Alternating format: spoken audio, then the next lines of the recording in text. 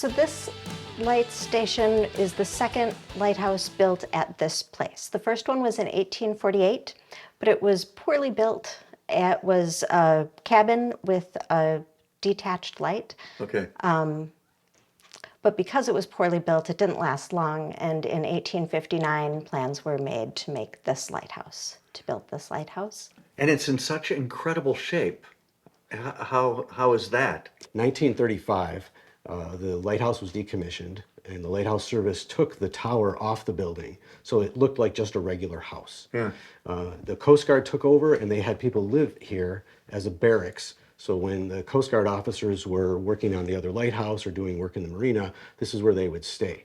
In the year 2000, the Historical Society was able to put together enough funds to be able to renovate this building.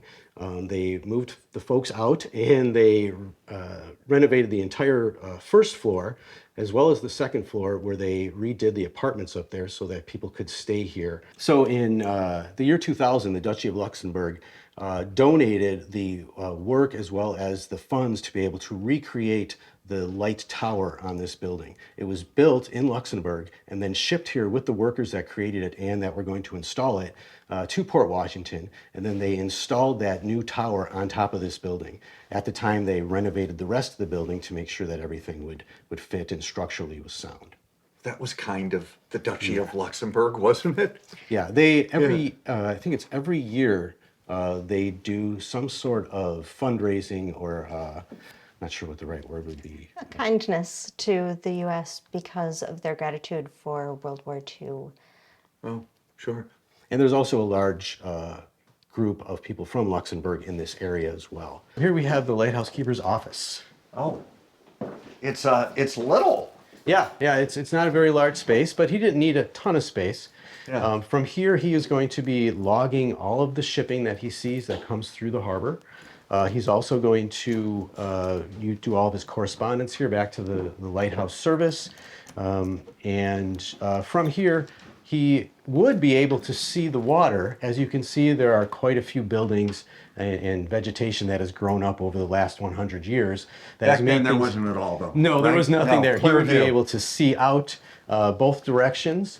And as he was doing that, he would use various pieces of equipment to record and figure out, calculate where the ships were, what direction they were going, how far away they were.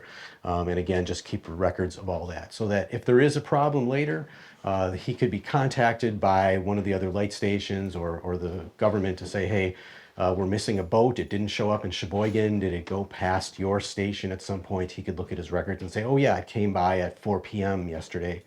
And so then they would have a rough idea of where to look for a ship if it, had been wrecked or had. And was he in charge of making sure that he saw that he knew what ships passed every day? He most of the time would know. Some ships were on a schedule, so he knew which ship that was. He also knew a lot of the captains on the ships, so he would be able to say, oh yeah, that's so-and-so's ship. Yeah. And sometimes they would come into port and actually get together and maybe have some dinner or that kind of thing.